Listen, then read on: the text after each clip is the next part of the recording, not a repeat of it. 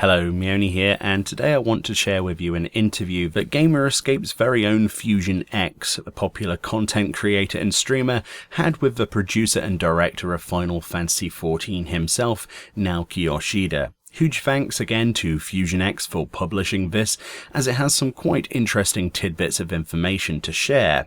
A link obviously will be in the description to this Gamerescape article, and I advise you go check out their website and obviously support them. They're a bunch of great guys. So as Fusion X explains, these questions were aimed to look at the future of the game, Shadowbringers and onwards. The first question simply asks about one scene in particular in the Shadowbringers trailer, specifically the scene with Oriana and Yoshida in that burning town, asking if these scenes might be included in the main scenario quests, and if we might expect to see CG cutscenes during Shadowbringers. Yoshida responds, unfortunately the answer is no. Of course, the higher the quality of a pre-rendered CG, the more it is exciting to everyone. But Final Fantasy XIV takes greater care in the player's experience. Because we tweak visuals and dialogue up until the last possible moment, a pre-rendered video, which requires a long production lead time, will not allow us to make those adjustments. That being said, a few of the scenes within the Shadowbringers trailer faithfully depict a portion of the path that our Warrior of Light is presumed to travel along. I encourage everyone to confirm what scenes in the trailer mean through the main scenario of Shadowbringers." End quote. I think if you remember back, we had instances like this more recently. Specifically coming to my mind is the scene in the Stormblood trailer with Lise fighting against the Warrior of Light, sort of like sparring, which happens in the actual game with in-game cinematics rather than a pre-rendered scene.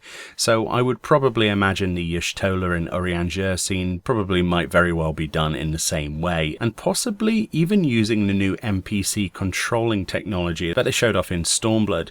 The next thing asked in this interview is that there are areas on the source like Sharlayan or the New World that we haven't visited. How did you decide to travel to the first in Shadowbringers instead of exploring more of the source? To which Yoshi responds, in order for us to dive into Final Fantasy XIV's core, there are certain themes we cannot forget. These have been present even since the original Final Fantasy XIV. What are the goals and intentions of the mysterious Ascians? What was the cause for Hydaelyn to be split into 14 different worlds so long ago?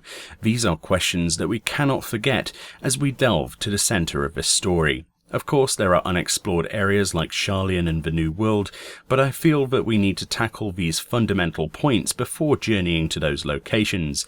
The answers to the questions I posed will be revealed through the Shadowbringers main scenario, and it is here we will really start to see the foundation of the Final Fantasy XIV story. End quote. So I guess we can expect to see the story really sort of ramp up, so less of an arc like the Doma section and more expansive on the main story of the game's core concepts, which is exciting to say the least. The next question sees Gamerescape asking, the areas of the first appear to be derived from the areas on the source. How did the creation process for these new maps work? Was there terrain or other assets brought in from the existing area on the source? Yoshi replies, the first, where the Shadowbringers story will take place, does indeed show similarities to areas on the source. This is due to the splitting of Hydaelyn into 14 shards over 10,000 years ago.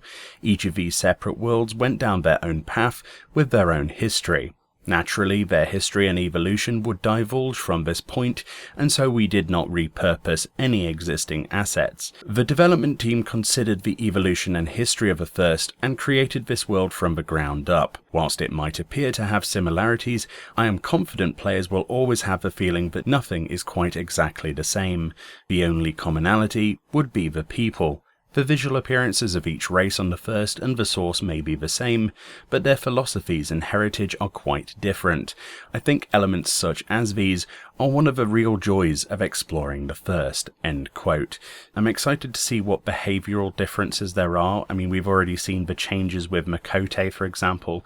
I mean, the only examples we've got so far are the fat cats, but it's going to be interesting to see the dwarves' lineage, considering they're actually classified as a beast tribe, for example. It's going to be quite exciting. Gamerescape asks about the stubble seen on the chin of the Warrior of Light in the patch 4.5 trailer, saying many players have been asking if this is something that can be added to the game. game.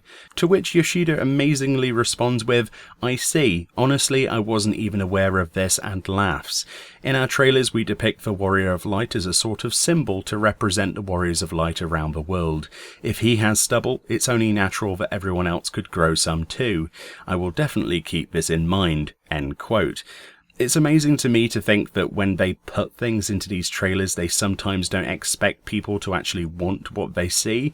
It's actually good to see a response like this, as I myself have seen countless threads on the Reddit and the various official forum threads. I get why the stubble is there. In my opinion, it's to show the turmoil of a Warrior of Light, to make him look a little more rough around the edges during these dark times.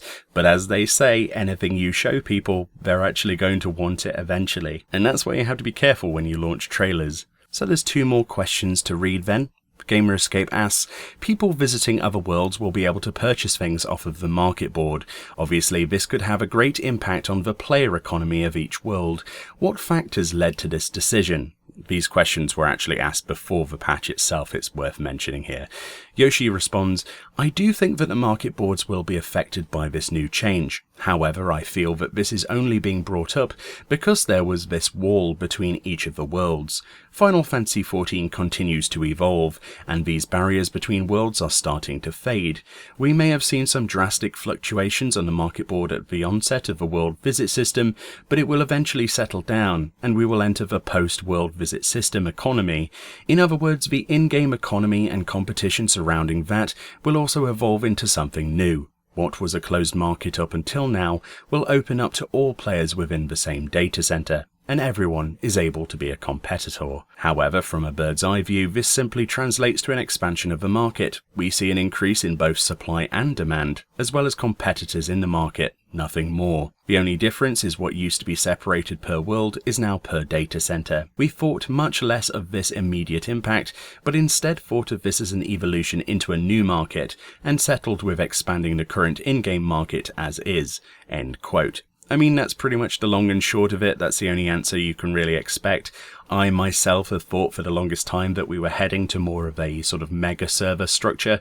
Eventually it wouldn't surprise me if those barriers he mentions are completely faded away and servers are even less separated than they are currently, potentially something like the phasing technology in World of Warcraft or other MMOs that do that.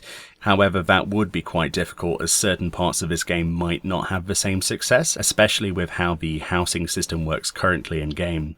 That would definitely need to be worked on. And finally, a great little question on Soken and indeed the music of the game. Gamerescape says previous expansions had theme songs performed by Susan Calloway. What we've heard in the trailer so far seems a bit different than that. Can you tell us if what we've heard is the theme song for Shadowbringers, or is the theme song something we've yet to hear? Yoshi replies, Masayoshi Soken took charge of creating the main theme for Shadowbringers. The Warrior of Light's adventure transcends the interdimensional rift and takes players to the first. But up until this point, we've always journeyed within the source. Our overall concept for the main theme had been the singing voice of Mother Heidelin. But this time it's different. The story is not the adventures of a Warrior of Light, but the Warrior of Darkness. The music that plays in the trailer is indeed the Shadowbringers theme song. However, there is one more theme song that will complement the song in the trailer. You will be able to hear it for yourself in-game. End quote. Interesting, so there is another part to the theme, or indeed another song. Personally, I would love to have a full version of a recent trailer song with its lyrics. I think personally it's been my favourite of the ones we've seen of each of the 3 trailers so far.